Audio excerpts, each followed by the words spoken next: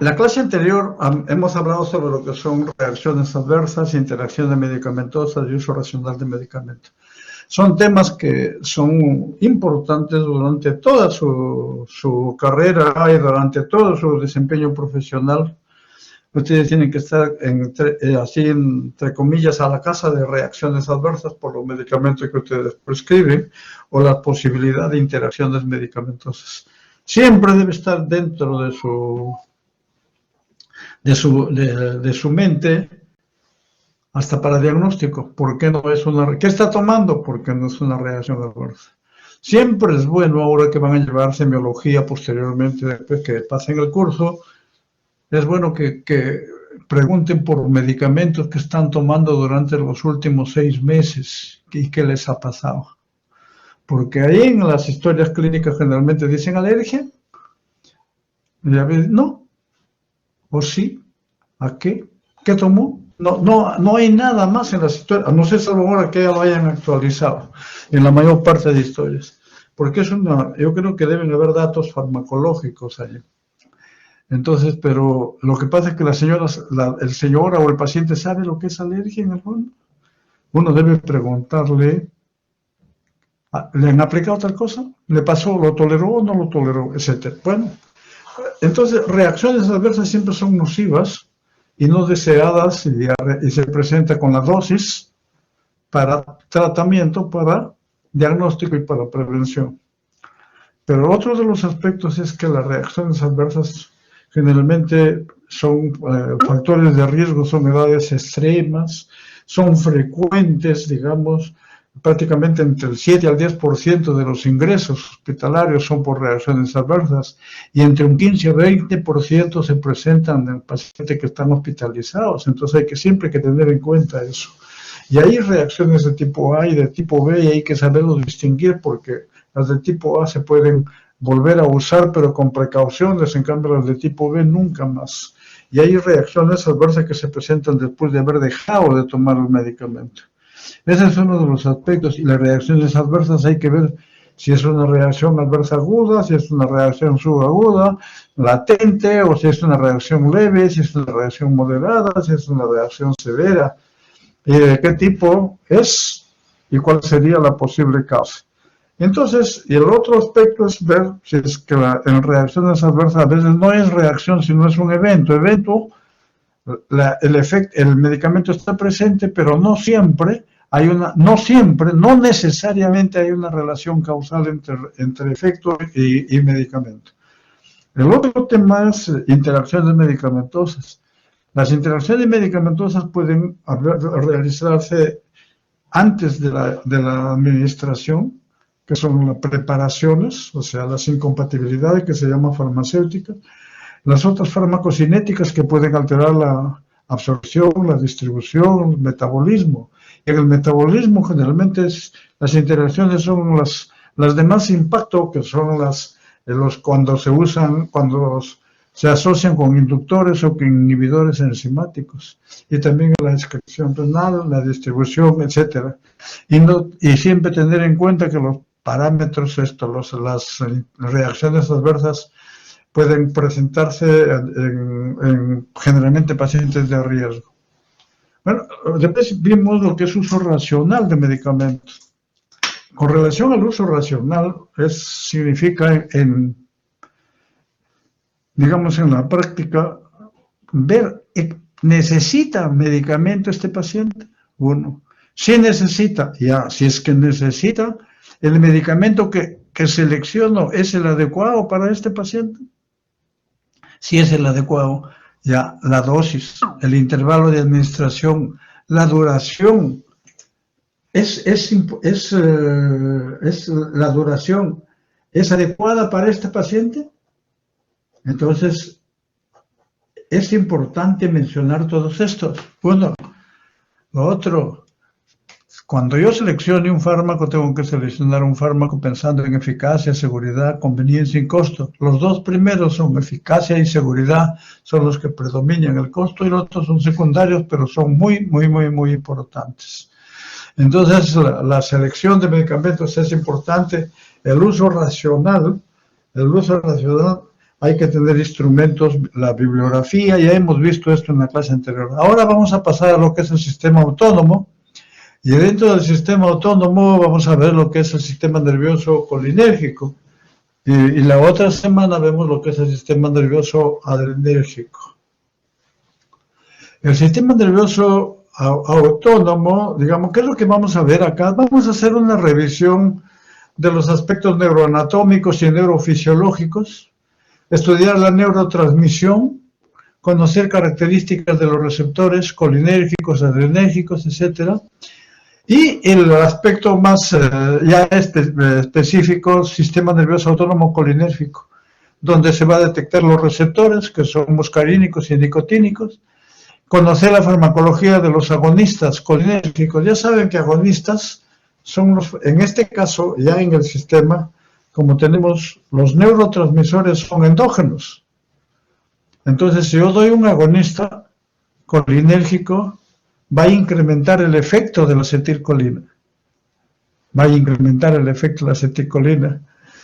Los directos, los que actúan directamente en los receptores, los indirectos, los que inhiben la metabolización, que vamos a ver luego. Y luego identificar los fármacos antagonistas. Los agonistas son los que tienen afinidad y tienen actividad intrínseca, o sea, desencadenan una respuesta. Pero en cambio los antagonistas tienen afinidad, pero no desencadenan respuesta. Y luego las características farmacocinéticas y farmacodinámicas de los antagonistas.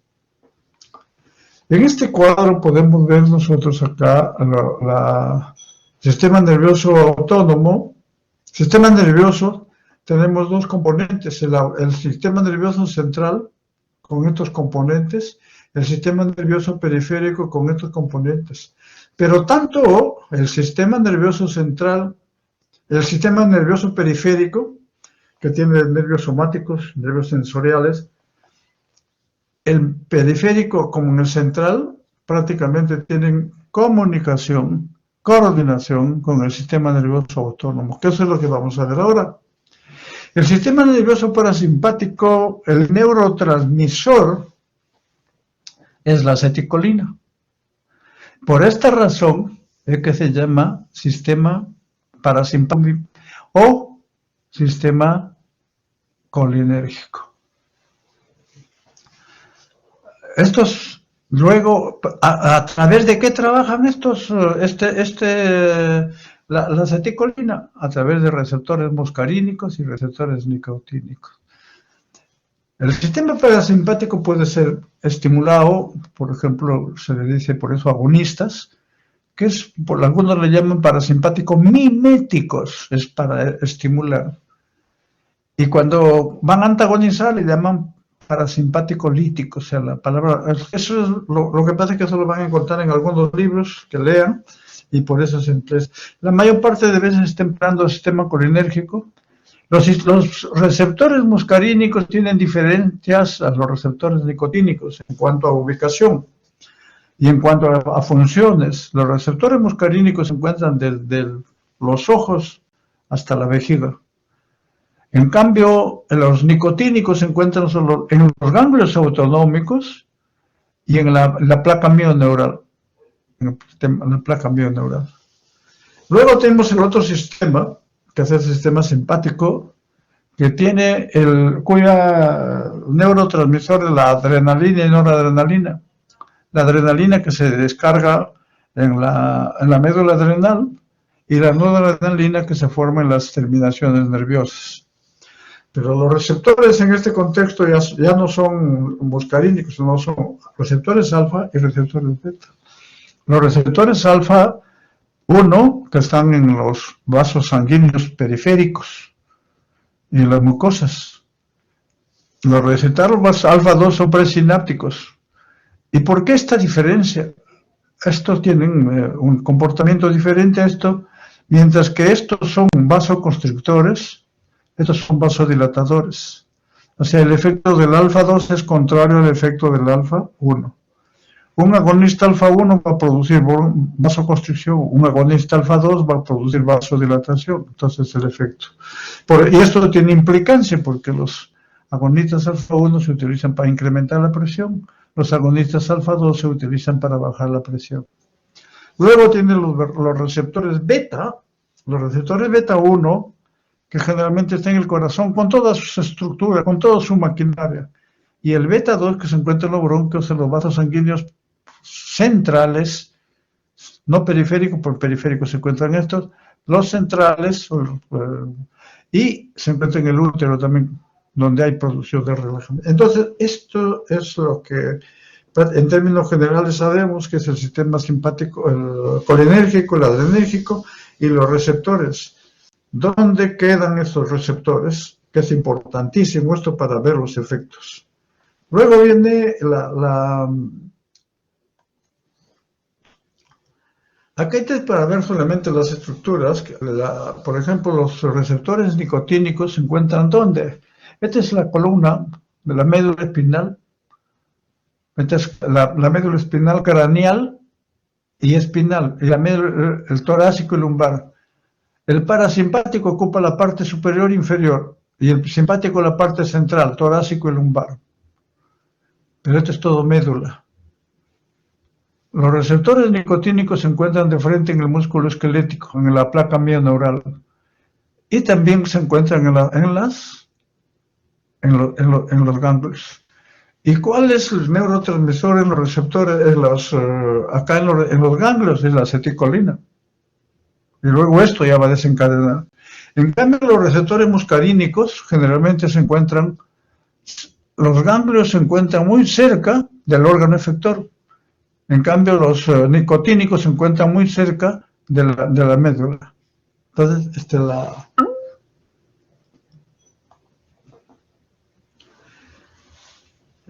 es importante tener en cuenta, y ayer un alumno preguntaba, muy interesante, los efectos de la acetilcolina son contrarios, en términos generales, no siempre, son contrarios a los efectos de la adrenalina.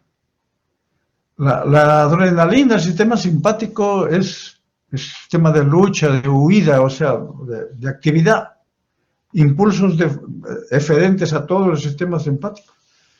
El sistema simpático puede funcionar no solo en el día, puede funcionar en la noche. Este es importantísimo porque la presión arterial generalmente es más manejada por el sistema simpático que por el parasimpático.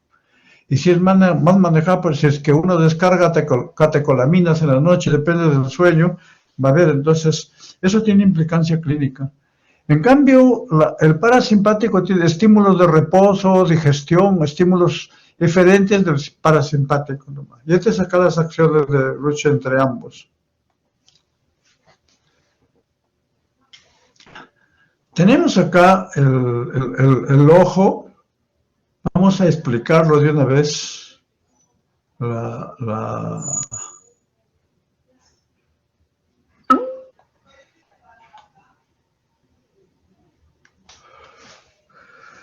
Asumiendo que esta es la pupila normal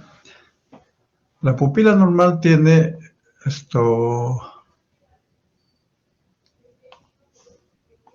músculos radiales, músculos circulares. Estos son músculos circulares.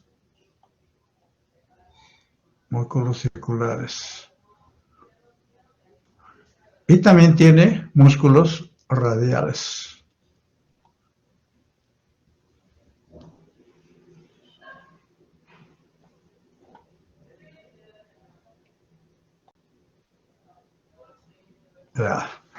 Cuando se contrae un músculo se achica, ¿no es así?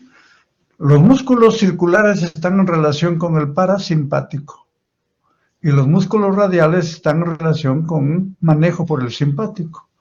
Cuando se contraen los músculos circulares, prácticamente la pupila se achica, produce miosis, es esto.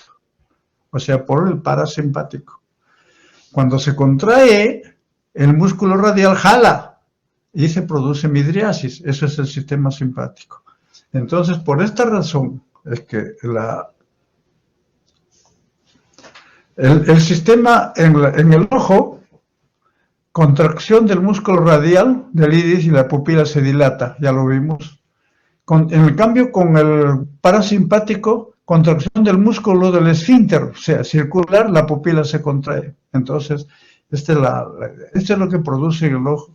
El simpático produce dilatación de bronquios.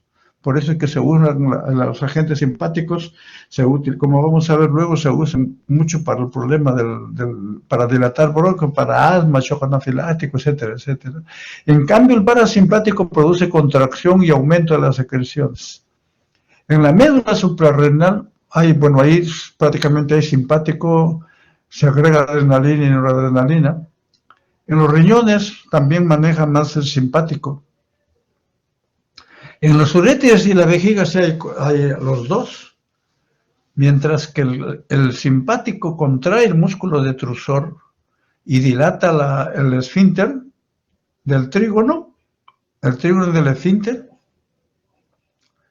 El simpático lo relaja y lo contrae más bien al trígono y el esfínter. En los genitales el simpático estimula la eyaculación y el parasimpático estimula la erección. Entonces, en las glándulas prácticamente el parasimpático es el que estimula las glándulas salivales ambos, pero la secreción es copiosa con el parasimpático, en cambio con el simpático es más espesa. En el corazón, el simpático aumenta, tiene efecto inotropo positivo, en cambio el parasimpático disminuye. En gastrointestinal igual. En gastrointestinal el parasimpático produce aumento del peristaltismo, aumento de secreciones, y el simpático lo contrario. Relajación del útero prácticamente solamente simpático. Vasos sanguíneos también más, la mayor parte simpático actúa más. Luego vemos acá, esto es ya lo que hemos visto en la lámina anterior, prácticamente acá la pueden revisar, que producen cada uno de ellos, tanto el sistema simpático como el sistema parasimpático. Este es el simpático y este es el parasimpático. Hemos mencionado que los receptores prácticamente son en el sistema simpático son los receptores alfa 1 y alfa 2, que vamos a ver en la próxima clase. El alfa 1 está más que todo en los bronquios, el alfa 1 está en los vasos sanguíneos periféricos y está también en los vasos sanguíneos periféricos y las mucosas. En cambio, el alfa 2, hemos dicho que es contrario, el beta 1 se encuentra en el corazón y el beta 2 se encuentra en los bronquios, en los vasos sanguíneos profundos y en el músculo uterino. En ese contexto vemos, por ejemplo, que acá, en el sistema, en ambos hemos dicho que hay oposición de efectos entre uno y otro. Mientras que en los ojos el sistema simpático produce pues el midriasis, como los receptores alfa 1, pero el parasimpático produce contracción para la miosis con los receptores M3, y así. En el corazón, aumento de la frecuencia, el simpático, aumento de frecuencia, aumento de contracción, aumento de la automesicidad, aumento de la velocidad de conducción, aumento de la contractibilidad, de todo. Nódulo sinoauricular, aurícula, nódulo auriculoventricular, sistema de Purkinje, ventrículo, todo. Acá actúa más el beta 1, más que el beta 2. Actúa el beta 1, predominantemente es el beta 1. Y acá, el que actúa es el M2, porque tiene diferenciación con el M3. Este es el M2, definitivamente. El M2, o sea, los efectos son contrarios, el M2 con el beta 1. En vasos arteriales, coronarios, piel y mucosas, como ven más, la inervación es por alfas, todo alfa, músculo esquelético también alfa. A veces beta, en el caso de las vísceras, tienen beta, pero en parasimpático no tiene inervación, es basal. Por esta razón es que la presión se maneja más en los pulmones. pues hay dilatación de los bronquios con beta-2, parasimpático hay contracción con el M2. En el estómago ya hemos visto, con el parasimpático incrementa el peristaltismo, con el M2, y con el alfa-1 generalmente disminuye la resistencia, disminuye el peristaltismo, disminuye las secreciones. Igual acá. A veces actúa beta-2. En la vejiga ya mencionamos el beta-2 y el M2 en la... Y en el uréter alfa-1 es otro receptor. En el útero hemos visto que solamente el parasimpático es el que... El simpático es el que actúa. El beta-2, que es el relajante de la musculatura. Y luego vemos a las células, el páncreas. En el páncreas prácticamente también actúan más los receptores simpáticos. Páncreas, células adiposas, glándulas sudoríparas, etcétera, etcétera. Esto es en términos generales para uno ver la... Y entonces, en síntesis hasta acá, hemos visto lo que es el sistema nervioso, el componente, el sistema nervioso autónomo, tanto el sistema, en términos generales, el sistema nervioso autónomo el sistema parasimpático o colinérgico y el sistema simpático o adrenérgico.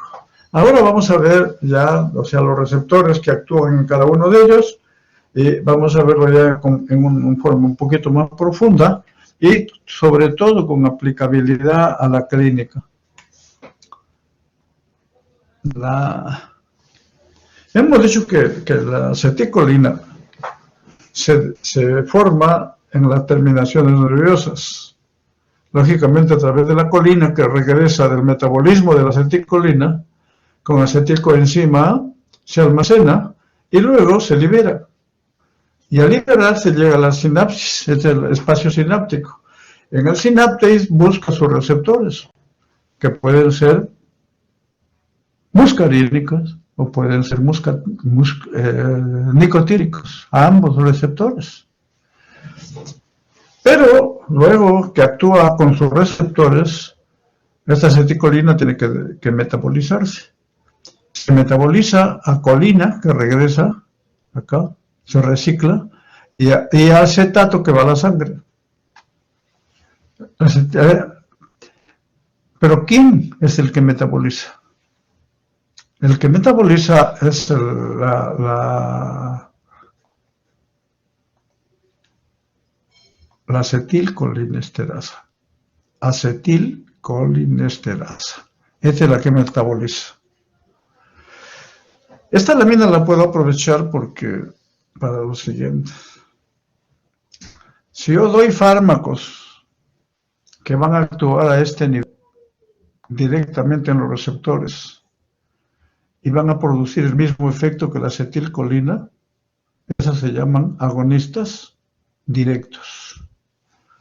Si yo doy fármacos que van a estimular la producción de acetilcolina a este nivel o la liberación, esas se llaman agonistas también. Estos son agonistas directos, agonistas indirectos también. Pero si yo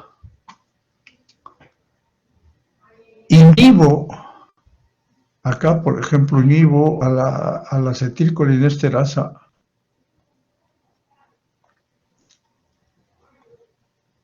lo inhibo a la acetilcolinesterasa, prácticamente no se va a metabolizar y va a incrementar la producción el efecto de la acetilcolina. Entonces, eso es un agonista indirecto. Los directos que actúan en el receptor, los indirectos que actúan inhibiendo el metabolismo de la acetilcolina. Esto es importante, porque los directos pueden ir a determinado receptor, en cambio los indirectos sí van a ambos receptores, nicotínicos y muscarínicos. Entonces esto es importantísimo para conocer cómo actúan y cómo actúan los directos y cómo actúan los indirectos, los agonistas. Hay tres tipos de neuromecanismos para el efecto celular en los receptores colinérgicos. ¿Y por qué? Pues no se olviden que hay los receptores, tenemos estos receptores acoplados a canales iónicos. Estos receptores En receptores,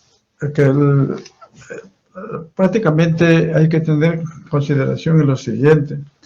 Los receptores, hay 5 receptores de membrana que ya les mencionaron en la clase anterior, pero los receptores de canales iónicos actúan casi de inmediato. Y esto se ve, por ejemplo, en los receptores nicotínicos, actúan casi de inmediato digamos, por transferencia, permeabilidad al sol, al potasio, etc. Los receptores acoplados a adenilciclasa, por ejemplo, acá están los adrenérgicos, y también los muscarínicos. Prácticamente acá, en este caso, actúan en segundos. Los receptores en enzimas que no están acá sí duran un poquito más, en minutos aparecen el efecto. Y los intranucleares, como son las hormonas esteroideas, generalmente son en horas. Eso tiene implicancia porque cuando ustedes para tratamiento, por ejemplo, un shock anafiláctico, si lo tratan con corticoides va a actuar cuando ya el paciente se despidió. En cambio, si lo tratan con adrenalina, actúa de inmediato. Entonces, es importante. Y hay otros receptores acá, también que acoplados a proteína G, que activan el diacilglicerol, etcétera, etcétera. Estos, vamos a ubicarlos. El muscarínico, el M1, prácticamente activación de la fosfolipasa, formación del inositrilfosfato y de acetilglicerol, aumenta el calcio intracelular. Y esta es la forma, son los ganglios autonómicos, neuronas del sistema, neuronas ganglionares simpáticas, célula gástrica, el M1, aprendizaje, memoria, aumento de secreción. El M2, su efecto, su mecanismo es diferente, inhibe a la adenilciclasa, mientras que el M1 activa, el otro inhibe y aumenta la apertura de canales de potasio. Por esto es que el M2 tiene un efecto inhibitorio. ¿Qué produce? Bradicardia, contracción músculo liso, regulación del apetito, etcétera, etcétera. Y el M3 es como el M1, glándulas exócrinas, vasos. El M4 en el sistema nervioso central como el M2, inhibitorio también. Y luego los nicotínicos, estos son canales iónicos directos, o sea, estos actúan al milisegundo. Apertura de canales de sodio y potasio. Tanto los nicotínicos que se encuentran en la placa mioneural como los que se encuentran en el ganglio autonómico, apertura de canales de sodio y potasio. Entonces, como ve, cada uno de los efectos, la bradicardia, eso se debe a la inhibición de la adenilciclasa y aumenta la apertura de canales de potasio. La acción en el músculo esquelético se debe a apertura de canales de sodio y potasio. Y las acciones muscarínicas se deben a activación de la fosfolipasa C. Entonces, el mecanismo son diferentes. ¿Cuáles son los efectos ya, digamos, más un resumen prácticamente? En el ojo, estamos hablando ya de los colinérgicos estrictamente. Actúa en el músculo del esfínter que vimos, contracción y miosis, contracción y acomodación de la visión de cerca. En el corazón, toda la maquinaria, bradicardia, disminución de la velocidad de conducción, en alta dosis bloqueo auriculoventricular. Por lo tanto, hay que tener bastante cuidado en esto, en administrar estos tipos de medicamentos. En vasos sanguíneos, liberación de ácido nítrico y produce dilatación. En los pulmones, broncoconstricción, estimulación de secreciones. Tracto gastrointestinal, incremento de la motilidad, secreciones y relajación de esfínter. En la vejiga, contracción del músculo difusor, relajación, entonces viene micción a cada rato se llama enuresis. Gastrointestinal, salivales, diaforesis, incremento de secreción. Estos son los efectos principales de los colinérgicos. Los agonistas, colinérgicos. Si uno quiere ir más allá, como vamos a ver en la clase también, los antagonistas colinérgicos, ¿qué producirán? Midriasis, taquicardia, broncodilatación, disminución de la motilidad, incremento de distensión abdominal, retención urinaria, disminución de secreción. Mire, o sea, estos efectos contrarios de los... Unos son agonistas y otros son antagonistas. Acá estamos viendo, solamente he aprovechado esta lámina porque estamos viendo los efectos de la estimulación de los receptores, pero los agonistas hacen el mismo efecto que la acetilcolina endógena y los antagonistas hacen efecto contrario. Tenemos ahora los agonistas colinérgicos. Dentro de los agonistas colinérgicos tenemos los colinorreceptores estimulantes. Tenemos los receptores muscarínicos y los receptores nicotínicos. Los receptores muscarínicos se encuentran en tanto el corazón, pulmones, glándulas, endotelio, los nervios. Los receptores muscarínicos se encuentran casi en todas en los ojos, glándulas salivales, en las lágrimas, en los bronquios, el corazón, el tracto gastrointestinal, la vejiga, etc., el tracto genital. Son los muscarínicos. Y los nicotínicos actúan solamente en la placa mioneural y en los ganglios autonómicos. Y estos son los muscarínicos, actúan en todo esto. Entonces, si ya tenemos los agonistas colinérgicos, habrán agonistas colinérgicos muscarínicos y habrán agonistas colinérgicos nicotínicos. Si yo utilizo los agonistas colinérgicos, hay algunos, por ejemplo, que actúan directamente, algunos actúan más sobre muscarínicos que nicotínicos, y hay otros que actúan solo en muscarínicos, en esta de acá. Tenemos los alcaloides y los ésteres de la colina, que vamos a ver luego. Pero si yo tengo un agonista indirecto, o sea, que inhibe a la acetilcolinesterasa, prácticamente aumenta la acetilcolina, pero ya no es solamente es en ambos, muscarínicos y nicotínicos. En términos generales, los que más tienen acción en receptores nicotínicos son los agonistas indirectos. Los muscarínicos pueden tener acción, pero los que tienen mayor acción son los agonistas. Entonces, cuando yo necesito un medicamento que tenga efecto nicotínico, quiero que tenga efecto nicotínico en la placa mioneural, debo preferir los agonistas indirectos, agonistas colinérgicos indirectos, que vamos a ver luego cuáles son. Entonces, esto es, porque si yo prefiero un muscarínico que actúa más en muscarínico que en nicotínico, no me cubre. La situación es para esto, está explicable. Dentro de los agonistas indirectos acá hay dos grupos todavía, que son inhibidores de la acetilcolinesterasa, reversibles e irreversibles.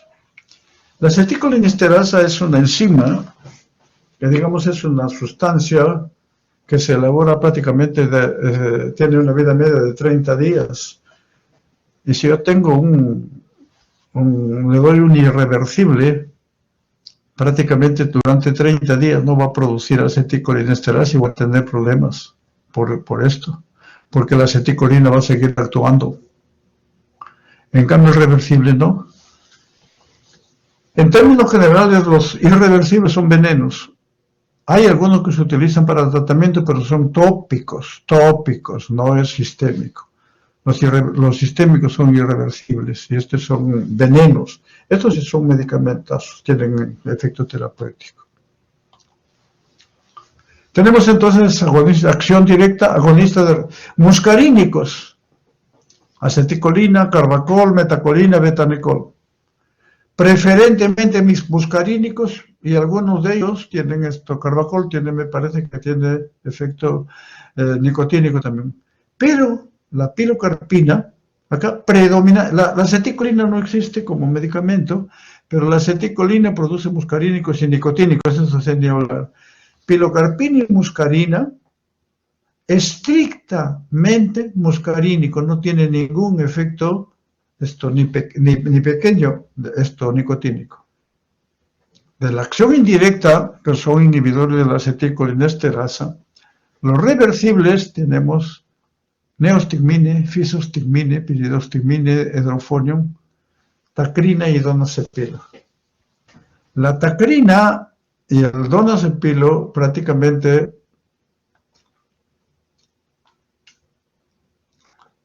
tacrina y donazepilo son anticolinesterásicos que actúan a nivel central, atraviesan la barrera hematoencefálica y actúan a nivel central. Y esto ha sido utilizado y actualmente se está utilizando para el tratamiento sintomático de la enfermedad de Alzheimer. El neostigmine, fisostigmine, piridostigmine, edrofonium, entonces estos tienen acción a nivel de receptores nicotínicos, ¿dónde sería? En la placa mioneural predominantemente, o sea, para problemas de ¿cómo se llama? En miastenia gravis, que es una enfermedad del músculo de la placa mioneural, por falta de, digamos, no actúa bien la acetilcolina. Es una enfermedad que se presenta en damas entre 20 a 40 años. He tenido la oportunidad de ver 2 o 3 casos durante toda la carrera que vienen, o sea, se les cae el párpado. Bueno, se les caen los párpados, después les faltan las fuerzas, etcétera. Y poco a poco va hasta que se dan cuenta, le hacen el diagnóstico y esto sirve para el tratamiento de esto. Además, como el neostigmine, fisostigmine también tienen efecto a nivel muscarínico, pueden actuar a nivel del ojo, algunos lo utilizan poco, pero lo utilizan en glaucoma. Lo utilizan también en problemas intestinales, o sea, para cuando hay distensión abdominal, para incrementarla. O sea, tienen efecto muscarínico y tienen efecto nicotínico. Los irreversibles, ecotiofato y el isofluorofato, pero esto es de acción tópica, no se usa. Y el resto, tenemos, se llama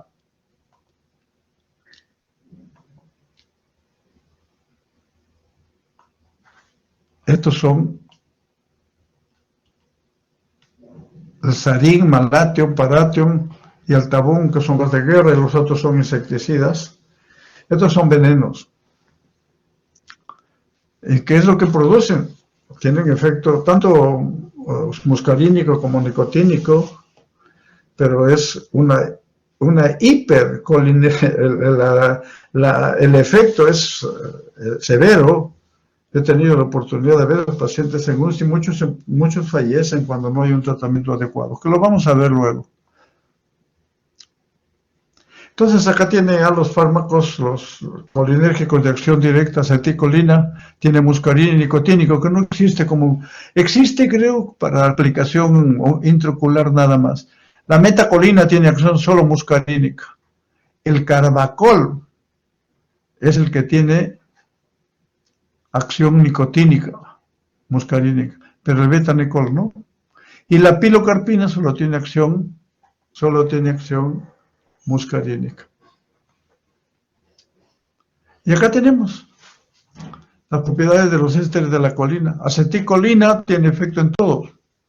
La metacolina más actividad en colinérgico que en muscarínicos que en nicotínicos, no tiene muy poco. El betanicol no tiene, y el carbacol, pero el carbacol, todos ellos tienen acción gastrointestinal, actividad urinaria y en ojo. Por eso es la utilidad. Usos clínicos de los fármacos colinérgicos. La acetilcolina intraocular, o sea, miosis durante cirugía oftálmica. El betanicol es para intracoronario, para oral o subcutáneo, se utiliza para angiografía coronaria, el betamecol. Retención urinaria postoperatorio también, porque si hay retención urinaria postoperatorio, el betamecol va a producir contractura del músculo detrusor, dilatación del trígono y del esfínter. La metacolina, pruebas de función pancreática, el carbacol ocular, tópico ocular, cirugía oftalmológica y el glaucoma también. Como ven, el betamecol no se usa para problemas de miastenia graves, sino a pesar que tiene acción nicotínica, se utiliza más para angiografía coronaria. El carbacol más tiene efecto muscarínico, en glaucoma, cirugía oftálmica. La pilocarpina, glaucoma, y la pilocarpina también se activa, serostomía asociada a enfermedades, síndrome Sjögren. Síndrome Sjögren, lo llama síndrome Zika, también se caracteriza porque hay sequedad de los ojos, de las lágrimas y sequedad de las mucosas. Y en esos casos a veces dan a pilocarpina en gotas porque incrementa las secreciones. Nicotina, programa de cessación de tabaco. Este es un aspecto que también es bastante controversial, pero bueno, ya vamos a ver luego. Reacciones adversas. O sea, las reacciones adversas, cuando ya vamos a hablar de reacciones adversas, generalmente son de tipo A, que significa dependientes de sus efectos. Como ven, los receptores muscarínicos están en diferentes órganos. Algunos, los M2 en una parte, M3 en M1, etcétera, etcétera.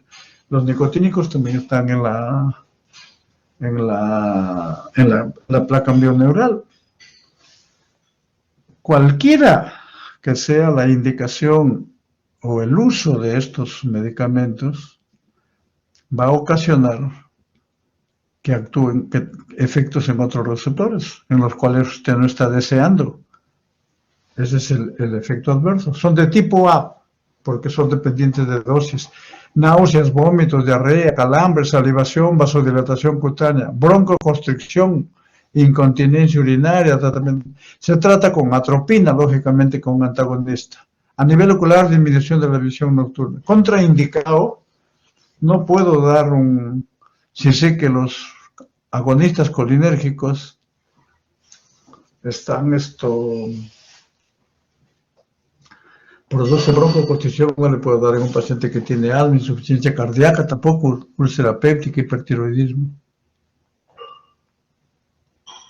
Y acá tienen, este es un cuadro del Caxun, donde tienen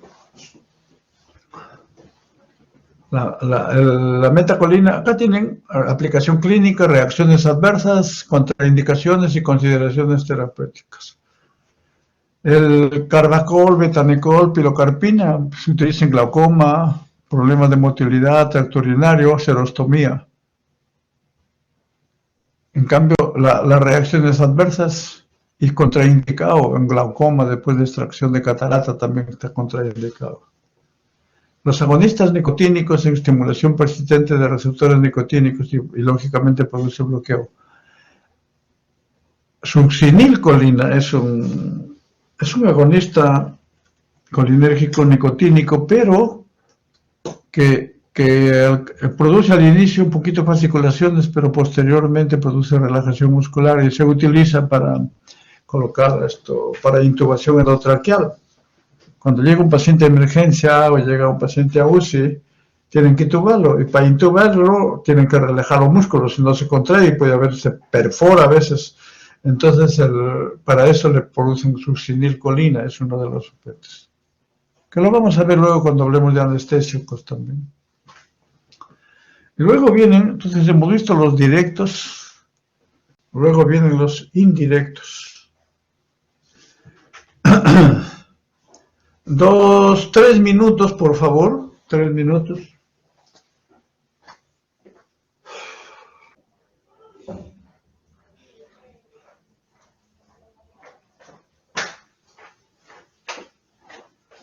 Bueno, disculpen. Entonces, ahora vamos a ver lo que son los agonistas indirectos, en los que inhiben a la acetilcolinesterasa. aumentan en forma temporal la actividad de la acetilcolina en todos los lugares. Hemos visto tanto en los receptores muscarínicos como en los nicotínicos. Algunos pueden tener efectos en receptores colinérgicos, muscarínicos y nicotínicos. Casi todos tienen esto. Entonces acá tiene la acetilcolinesterasa es inhibida y prácticamente la acetilcolina aumenta y aumenta la respuesta intracelular. Tenemos acá los indirectos. Tenemos los hidrofonio, neostimina, piridostimina, fisostimina, que estos actúan por ejemplo, tienen aplicación en la miastenia gravis, en la motilidad gastrointestinal y motilidad urinaria también. En glaucoma también, porque actúan en receptores muscarínicos. Y hay reversión de la toxicidad anticolinérgica en parálisis inducida por... ¿A qué se refiere esto? Cuando veamos en anestésicos generales vamos a ver que para que haya intervenciones tiene que haber relajación muscular, porque si no tener buen campo operatorio y es imposible que el cirujano vea. Entonces estos relajantes musculares son antagonistas colinérgicos nicotínicos, pero como actúan en todos los receptores nicotínicos, si uno le dan esos antagonistas, les dan a los pacientes en ambulatorio, se mueren porque asfixian, paralizan los músculos respiratorios. Tienen que darle cuando están intubados. Lo intuban, lo someten a intervención y cuando sale de sala de operaciones, le quitan el tubo, pero tienen que revertir el efecto porque si no, también va a seguir actuando los anticolinérgicos. Para eso se utilizan los agonistas colinérgicos, uno de estos, neostimine, hidrofonio, generalmente utilizan más el neostimine. Y también, de paso, lo utilizan no solo para revertir el efecto, sino lo utilizan porque cuando hay en posanestesia hay hilio dinámico, entonces para incrementar un poquito el peristaltismo. Reacciones adversas son también dependiendo del lugar donde actúan, tanto en receptores colinérgicos como en nicotínicos. Contraindicaciones, o sea, si hay una obstrucción mecánica, no, ni urinaria tampoco, uso concomitante con bloqueadores musculares no se puede. Y acá están todas las consideraciones terapéuticas. En la parte inferior tenemos acá la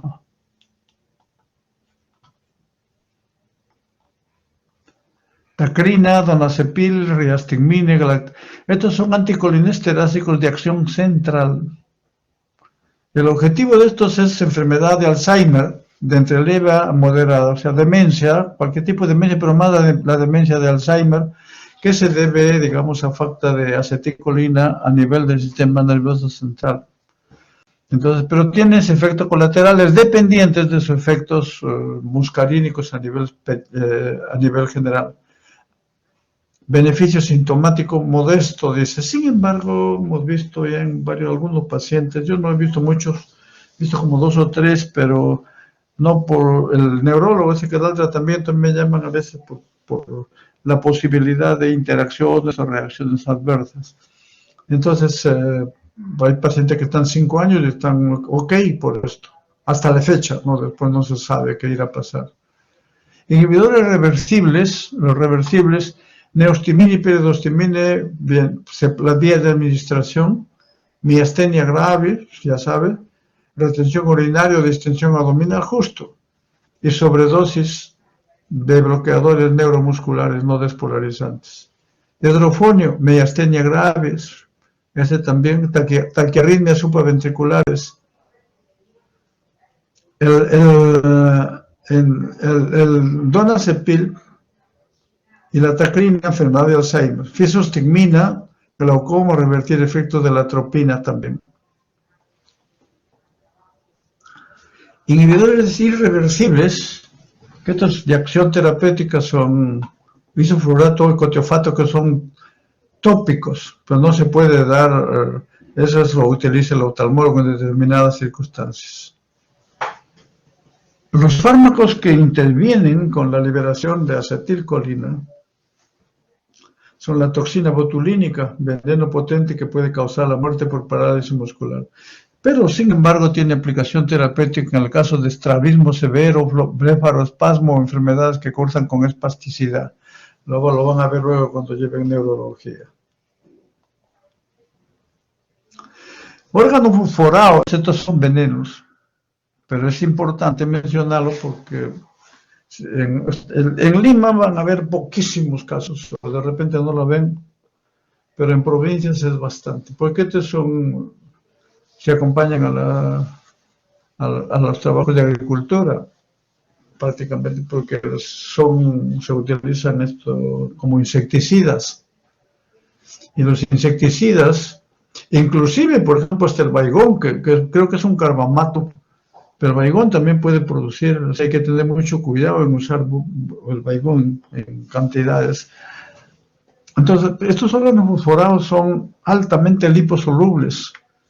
Significa que se absorben por vía oral, se absorben por piel, por mucosas, o sea, piel y mucosas se absorben. Y acá, este es prácticamente dice, ¿cómo actúan? Se unen a la acetilcolinesterasa mediante enlace covalente. Cuando hay un enlace covalente es el enlace irreversible, formando un complejo estable. Y ya no hay acetilcolinesterasa. Y ese es el problema.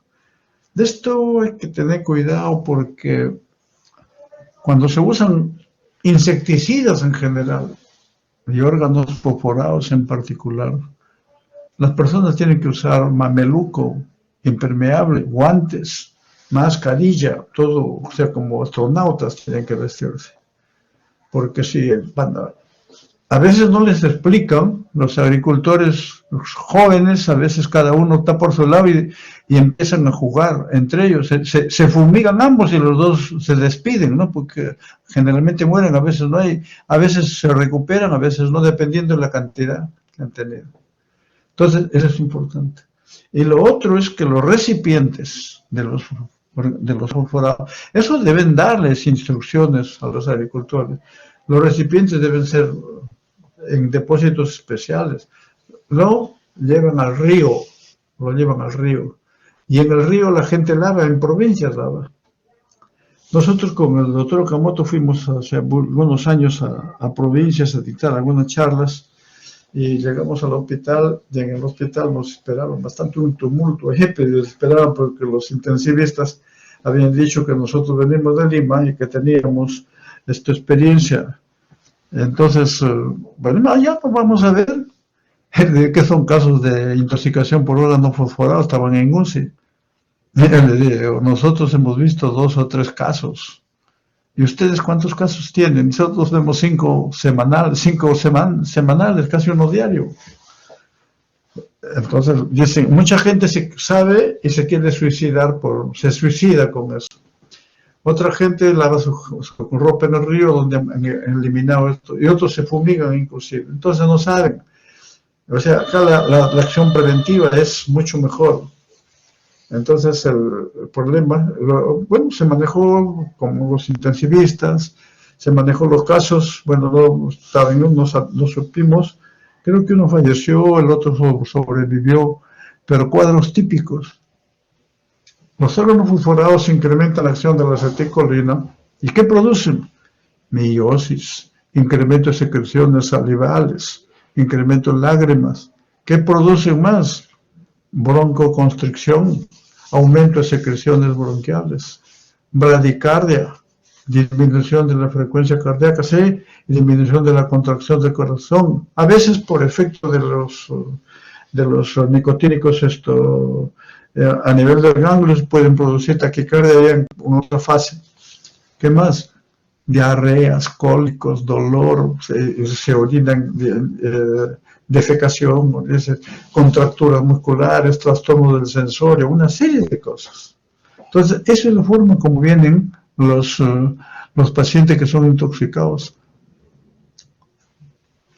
Hay 2 tipos de intoxicación, o sea, o de sobredosis que producen meiosis. Uno, órganos fosforados, y el otro son los opioides. Si un paciente viene en coma, dice pupilas meióticas, o es órgano fosforado, o es opioide. Y lógicamente los opioides tienen diferentes efectos que los organofosforados, entonces uno puede deducir prácticamente esto. Y acá ya están los signos oculares: miosis, broncoconstricción, el efecto inotropio conotropo negativo, incremento del peristaltismo, alteración del sistema nervioso central, incremento de la diuresis, incremento de secreciones, nicotínicos, fasciculaciones, contracturas, etc. Entonces, ¿cuál es el tratamiento de la intoxicación por órganos fosforados? El tratamiento es, primero es que mantenimiento de signos vitales es importante. Mantener su presión, sus líquidos, sus fluidos, sus controles. Tiene que pasar a UCI de todas maneras. O de repente hospitalizado, pero más en UCI. Mantener libre la vía, tratar convulsiones, shock, por eso pasan a UCI. Pero hay dos formas, de tratar la intoxicación. Bueno, ¿qué hago? Si hay efecto muscarínico, yo contrarrezco los efectos muscarínicos, definitivamente, que es la mayor parte. Pero puedo contrarrestar los efectos nicotínicos. Si le doy un antagonista nicotínico, lo mato. Entonces no puedo hacer. Entonces, ¿qué hacer? Tiene una alternativa, es reactivación, es antagonista, o sea, la tropina que se da en cantidades elevadas. Y segundo, ¿a qué se debe el cuadro? La fisiopatología es por la acetilcolinesterasa no funciona porque ha sido inhibida. Entonces lo reactivo. Reactivo la acetilcolinesterasa. Esto se hace de inmediato, casi de inmediato. Como el tratamiento son las oximas, como pralidoxima. La pralidoxima no atraviesa barrera hematoencefálica, actúa más a nivel periférico, pero la que sí atraviesa es la diacetilmonoxina que hay en la actualidad. Pero el problema de estos antídotos es que este es un tema muy aparte que ustedes lo van a ver también posteriormente, que ya cuando hagan clínica. Los antídotos casi no tienen oferta porque los que venden prácticamente no les representa ganancias porque son poquísimos, una intoxicación cada mucho tiempo. De repente provincias, pero tampoco no es tan frecuente como para que lo traigan en cantidad. Entonces, los hospitales, las instituciones deben importar, deben comprar estos medicamentos, los antídotos. Bueno, acá hay esto, creo que los psicólogos, me parece que hay una institución que debe tener todos los antídotos, me supongo, para todo esto. La pralidoxima que se utilizaba al comienzo no está indicada por el carbamato. Los carbamatos producen también efectos severos, pero los carbamatos tienen acción, se unen a la acetilcolinesterasa en forma reversible, entonces es temporal nomás.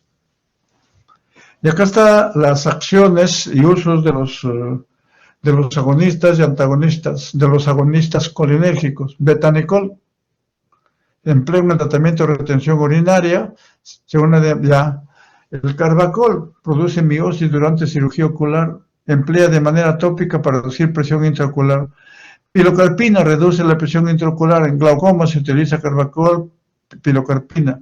Fisostigmina, más para motilidad intestinal y vesical más o menos.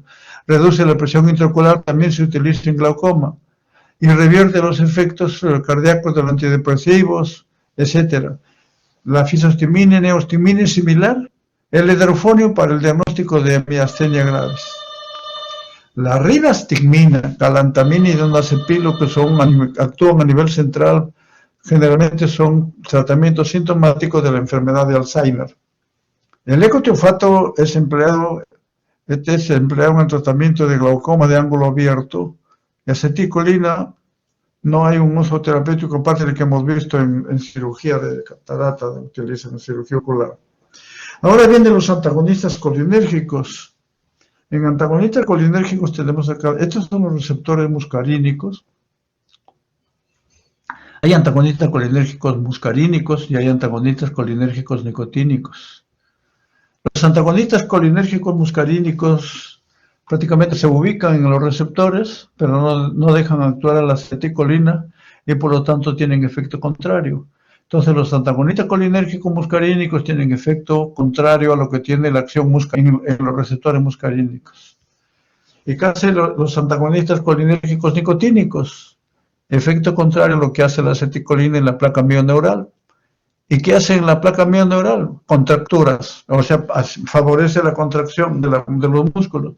¿Y qué harán los antagonistas colinérgicos nicotínicos? Relajar los músculos. Y ya vimos que eso se puede utilizar, hay la forma de cómo se puede utilizar. Esto, un problema. Antagonistas colinérgicos tienen bloqueadores muscarínicos, atropina, hipratropio y escopolamina. La atropina, que tiene uso en todos los receptores muscarínicos, solamente no actúa en receptores nicotínicos, igual que el hipratropio, igual que la escopolamina, no actúan en receptores nicotínicos. Estos solamente son antagonistas de receptores colinérgicos muscarínicos. Pero el hipratropio tiene una condición especial, es casi, no totalmente, pero es casi selectivo para bronquios. O sea, por eso se utiliza mucho en asma y en enfermedad pulmonar obstructiva crónica. Los bloqueadores ganglionarios de nicotina, trimetafán, que están usándose poco, y los bloqueadores neuromusculares, o sea, antagonistas colinérgicos nicotínicos. Atracurio, doxacurio, bacuronio, rocuronio. ¿Y qué hacen estos? Son relajantes de la musculatura estriada. Y ya hemos dicho que esto nunca se debe dar en paciente ambulatorio. Tiene que darse en un paciente que está intubado. Se ha visto casos, se ha reportado casos rarísimos, pero se ha visto.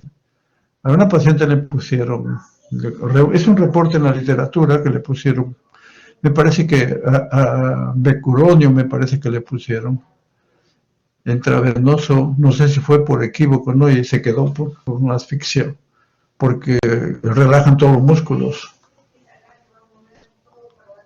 Entonces, antimuscarínico, la atropina, acá tiene los muscarínicos netos, son derivados terciarios y derivados cuaternarios, también cada uno tiene sus características. La atropina, bueno, las acciones, tiene a nivel de la mucosa gástrica disminución de la acidez gástrica, produce taquicardia, dilatación, disminución de secreción de bronquiales, midriasis, ciclopegia. Disminución de las glándulas salivales, disminución de la sudoración. La atropina se utiliza como preanestésico y también en úlcera péptica. Como preanestésico se utiliza para estabilizar los reflejos autonómicos por un lado y por otro lado para disminuir secreciones. Se utiliza en el caso de pacientes que tienen bradicardia, por ejemplo, severa. Vienen con un 40, 35 y tienen problemas. Sintomática, ahí mismo atropina. Lo mismo inclusive hasta para bloqueo. Se da tratamiento de inicial para bloqueo antes de que les apliquen el marcapaso. En colon irritable utilizan algunos diarrea, espasmo, enduresis. En momento que hay mucha diuresis. Reacciones adversas son efectos anticolinérgicos. ¿Cuáles son los efectos anticolinérgicos? Midriasis, serostomía, taquicardia, ¿y qué más? Distensión, estreñimiento y retención urinaria. Está contraindicado en glaucoma, lógicamente. Efectos de la atropina relacionados con dosis. Mire, a mayor dosis ya hay más efecto en corazón, taquicardia, y a mayor dosis puede entrar en coma el paciente. Más de 10 miligramos y hay que tener mucho cuidado. Por eso uno le está pasando cuando damos en intoxicación por fosforados, les damos esto por infusión y van pasando por goteo. Cuando ya vemos que las pupilas se está dilatando mucho y ya no tiende a responder mucho, le bajamos, le quitamos. Porque si no puede llegar a esta. La absorción se absorbe en el intestino, conjuntiva, etc. La escopolamina se administra también por vía transdérmica. Se distribuyen, atraviesan barrera, la atropina y los terciarios son los que atraviesan barrera hematoencefálica, los cuaternarios no. La escopolamina se distribuye rápido, posee mayores efectos en el sistema nervioso, entonces se utiliza en mareo, síndrome vestibular generalmente. Los cuaternarios son poco liposolubles, pobre distribución en el sistema nervioso. Metabolismo, la tropicamida se utiliza también, algunos lo utilizan para dilatar menos duración de efecto en ojos. Metabolismo, 2 horas vida media, entonces, pero en el ojo ya dura más de 72 horas, o sea, cuando nos ponen atropina para ver la retina, ahí lo mantienen, uno está con visión borrosa casi todo el día. 60% sin metabolizar. La escopolamina sufre importante el metabolismo del primer paso. Los anticolinérgicos muscarínicos, ya sabemos que los mecanismos de acción, bloqueador competitivo de receptores muscarínicos. En el ojo ya, esto es algo repetitivo, pero es necesario. Midriasis glandular, disminución de secreciones, disminución de drenaje del humor acuoso, disminución del drenaje del humor acuoso. Por eso que está contraindicado en glaucoma. La secreción serostomía, o sea, produce sequedad de mucosas, sudoración disminuida, disminución de secreción gástrica, disminución de motilidad intestinal y vaciamiento, disminución del tono del esfínter. Cardiovascular, efecto inotrópico, notrópicos positivos, lógicamente los que tienen bradicardia para aumentarles. En el aparato respiratorio produce broncodilatación y disminución de secreciones tractobronquiales. Genitourinario, relaja el músculo detrusor y contrae el trígono vesical. Entonces, ¿qué significa? Que hay retención urinaria. Retención urinaria. Estos efectos que los estamos repitiendo, anticolinérgicos, es importante que lo tengan grabado, todos estos efectos anticolinérgicos, porque hay fármacos, hay grupos farmacológicos que tienen efecto anticolinérgico, o sea, no solamente estos, no solamente la atropina, no solamente el tiatropio, etcétera, etcétera, la escopolamina, sino los antidepresivos tricíclicos tienen efecto anticolinérgico. Los opioides tienen efecto anticolinérgico. Los antipsicóticos, algunos de ellos, tienen efecto anticolinérgico. Y hay otros fármacos también que tienen efecto anticolinérgico. Por eso es importantísimo tener en cuenta estos efectos anticolinérgicos, porque esas son las reacciones adversas que produce. Yo le doy un antidepresivo no como efecto anticolinérgico, sino como antidepresivo, pero las reacciones adversas son efectos anticolinérgicos. En el sistema nervioso central, la atropina, efectos estimulantes en los centros vulvares, pocos efectos sedantes, no hay mucha sedación. En la escopolamina, efectos más marcados, somnolencia, disminuye los trastornos vestibulares y hay amnesia también. Los anticolinérgicos muscarínicos, indicaciones terapéuticas, sistema nervioso central, hemos dicho, ya no en Alzheimer no le puedo dar. En la enfermedad del Parkinson se debe sobre todo al efecto hiperactividad muscarínica a nivel central.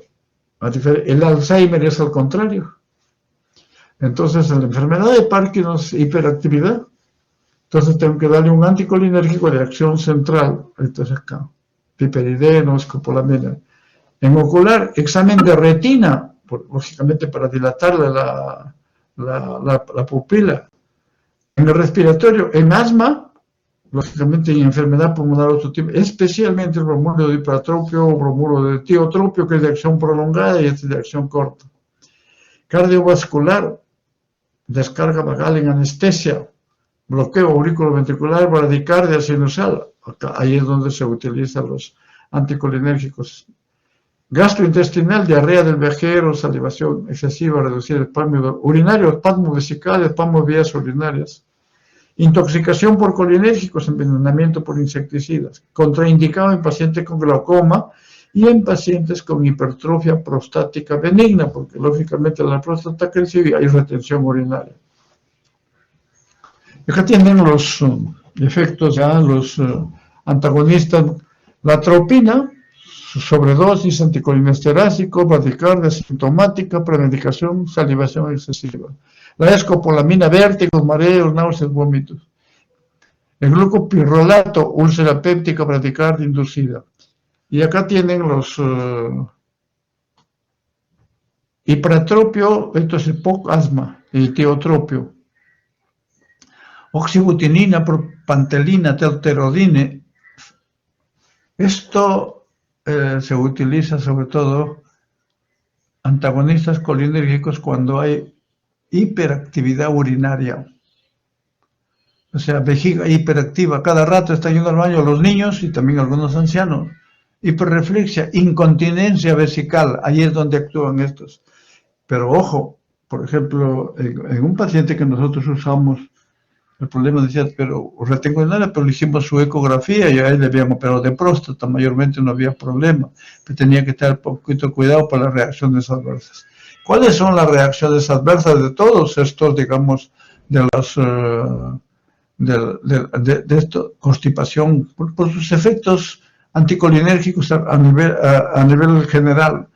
Retención, no son específicos para esto, son preferenciales, que es diferente. Retención urinaria, serostomía, eritema.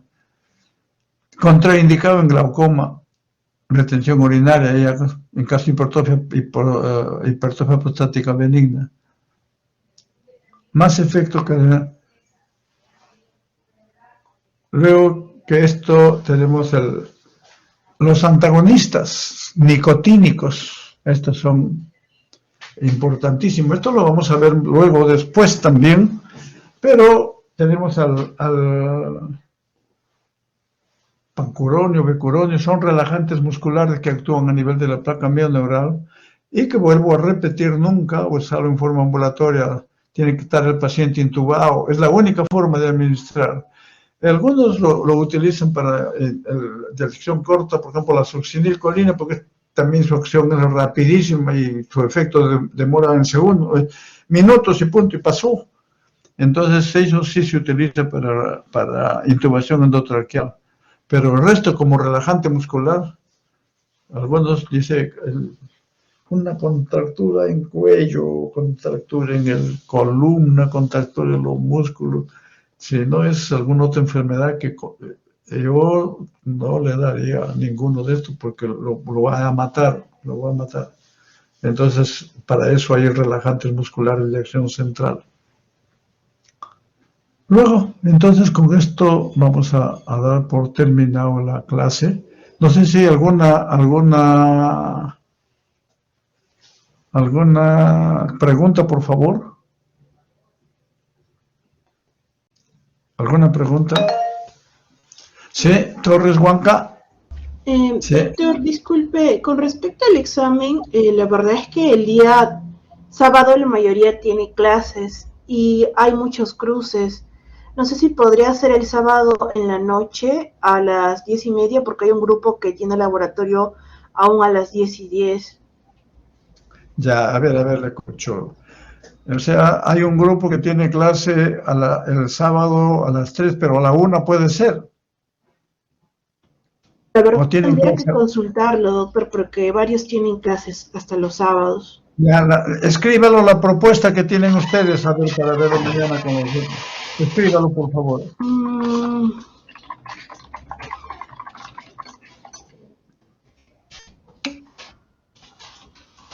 No, el domingo no es posible, o sea, es difícil porque, ¿sabe qué?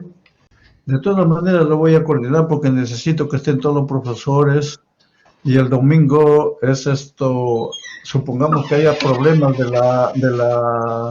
que haya problemas del sistema, no hay quien nos auxilie, en cambio sábado sí.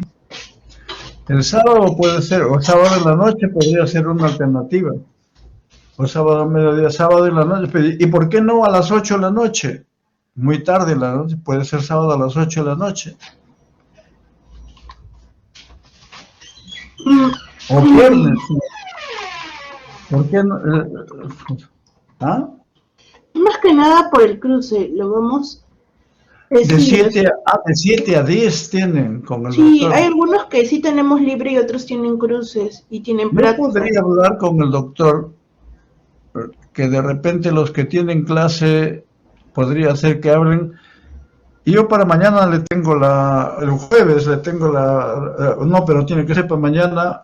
Yo le voy a escribir, voy a hablar con el doctor Okamoto porque de repente pueden hacerlo el grupo de 10 podrían hacerlo antes,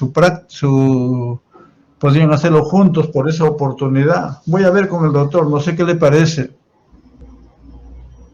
11 de la noche está bien feo, no muy tarde. Claro, ¿Ya? vamos Yo a voy a coordinar los el horarios, doctor doctor. Okamoto para Igual, que, ¿sabe qué? sí, Que doctor, igual su nos vemos taller el lo pueda jueves. poner para otro día. Se ponen de acuerdo con ustedes con su taller del doctor. ¿Qué les parece? Y por ejemplo, podríamos tomarlo a las 3 de la tarde nomás. Pero el grupo que tiene a las 3 lo podría hacer en la noche. ¿Qué les parece? El grupo que tiene práctica con él desde la 1:50 hasta las 4:10 puede hacerlo su taller o que interrumpa, por ejemplo, el taller una media hora también puede ser. No sé qué le parece. Voy a hablar con el doctor y según eso yo le escribo, doctora. ¿Ya? Está bien, Es doctor, muy igual nos tarde, vemos el jueves en 10 el de la noche, seminario. 11 de la noche, no se puede ir muy tarde. Y como le digo, yo creo que sí puede ser a las 3 de la tarde que está planteando el grupo 1 y el grupo del doctor Okamoto veo que ese grupo puede hacerlo más tarde o puede interrumpir media hora. Podría ser el ¿A qué sábado a hora la tiene una, creo, examen? doctor, No, no, porque no, mencionan que tienen ¿tiene examen. examen con quién? Es que llevamos diferentes horarios y diferentes cursos, a veces por eso es que es un poco difícil. No, no, Pero, pero ¿qué examen tiene a esa hora? no, un alumno tiene examen de radiología a esa hora, por ejemplo, porque es traslado. Radiología, pero ¿a qué hora tiene? ¿A las 3? A ver Bueno, que lo comentes. Sí, dice que lo tiene a las 3. ¿Podría ser ¿a a qué la hora tiene 1? examen? ¿A las 3 de la tarde? ¿O en la noche? A las 3 de la tarde tiene. Por favor, conversen el único problema entonces es con el doctor Okamoto, que podría dar solo, en algunos cursos hacen eso. Él podría darlo solo, ¿cómo? No lo entiendo. Va a dar solo su examen, no. Se le habilita solo para él, ¿qué? ¿El examen de qué? No. Yo creo que a las 3 de la tarde ya después pueden ver, pónganse de acuerdo, conversen y la doctora Torres, delegada, por favor me escribe y se ponen de acuerdo con el uno y vean, porque lógicamente no hay otras horas, pero domingo no. Está bien, doctor. Sábado, Vamos a coordinar el en la sábado. noche puede ser a las 7 de la noche, puede ser, u 8, pero 10, 11 de la noche, no muy tarde. Y 3 de la tarde me parece bien, pero de repente eso, que vea, es que hay alguno que tiene examen, tampoco no es correcto, que no tenga su examen. Busquen la hora, el sábado en la tarde, de repente, cualquier hora, porque como creo que los únicos grupos que tienen el taller con el doctor Okamoto, yo podría hablar con él para que ese taller lo suspenda media hora o 40 minutos o 50, 10 antes y 10 después. ¿Está bien? Y Está bien, después ya doctor. lo termina en otra oportunidad. Eso puedo hacer. Yo voy a conversar con el doctor Okamoto y según eso le escribo y ustedes toman decisión. Bueno, muchas gracias. Hasta luego. No hay otra A más. usted, No hay otra. doctor. Ya, y si voy a hablar con el doctor Okamoto, ¿ves? Ya. A las Sí, 3 voy a sería lo hablar. mejor, doctor, para que no sea tan tarde para usted y Hay un tampoco sea el alumno que domingo. tiene examen de radiología a las 3 de la tarde. Hay que ver a ver si puede tener de repente, no sé, esa es la idea. Yo voy a hablar. ¿Cuántos alumnos tienen examen de radiología? O sea, yo no sé cómo podrían hacer eso. Nosotros de momento estamos viendo o coordinando que puede ser el sábado a las 6 de la tarde, pero se procedería a la 1 también, a la 1 claro, a la 1 también podría ser, sí, antes. Entre 1 y 3 puede ser. Yo hablo con el doctor Okamoto, por favor. Ya, a las 3 de la tarde, Edgar del Castillo, ¿está planteando el examen a las 3? ¿O tiene algo que hacer a las 3? Lo que pasa es que no se podría dar a las 3 porque como todos tenemos que dar en simultáneo y un alumno tiene examen de radiología, ya no se podría. Yo voy a acordar con mis compañeros, a las 3, claro, yo creo que sí.